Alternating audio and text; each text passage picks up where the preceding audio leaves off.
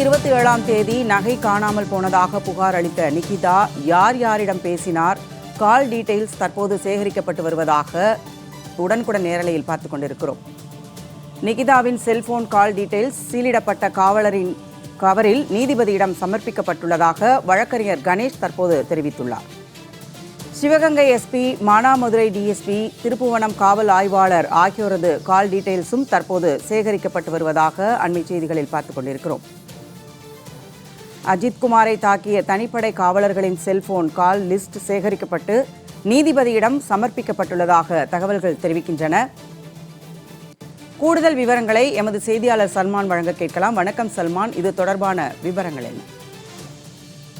திருப்புவனம் மடப்புறம் பத்திரகாளியம்மன் கோவிலுடைய பணியாளராக இருக்கிறது அஜித்குமார் கொலை வழக்கில் உயர்நீதிமன்ற உத்தரவுப்படியாக மாவட்ட நீதிபதியாக விசாரணை அதிகாரியாக இருக்கக்கூடிய மாவட்ட நீதிபதி அவர்கள் 3வது நாளாக தொடர்ந்து விசாரணை நடத்தி வருகிறார்கள். இந்த நிலையில்தான் கடந்த 2 நாட்களில் ஏடிஎஸ்பி மற்றும் திருப்புவனம் ஆய்வாளர் ஆகியோரிடமும் விசாரணை நடத்தி இந்த வழக்கு தொடர்பான பல்வேறு ஆவணங்கள் மற்றும் சாட்சியங்கள் ஆதாரங்களை அவரிடம் நீதிபதி அவர்களிடம் ஒப்படைத்திருக்கிறார்கள்.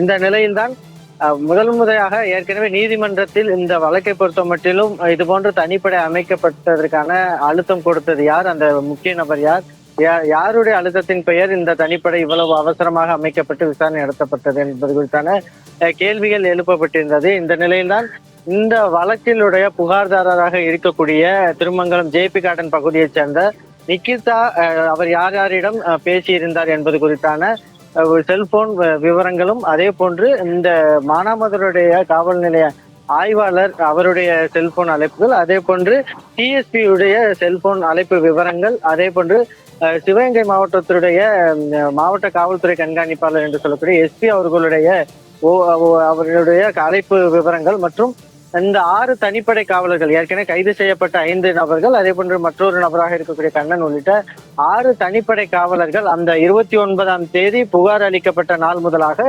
யார் யாரிடமெல்லாம் அந்த செல்போன் அழைப்பில் பேசியிருக்கிறார்கள் என்பது குறித்தான அழைப்பு விவரங்களை முழுமையாக நீதிபதி அவர்களிடம் சமர்ப்பித்திருக்கிறார்கள். ஒட்டுமொத்தமாக 10 பேருடைய அந்த அழைப்பு விவரங்கள் சமர்ப்பிக்கப்பட்டிருக்கின்றன.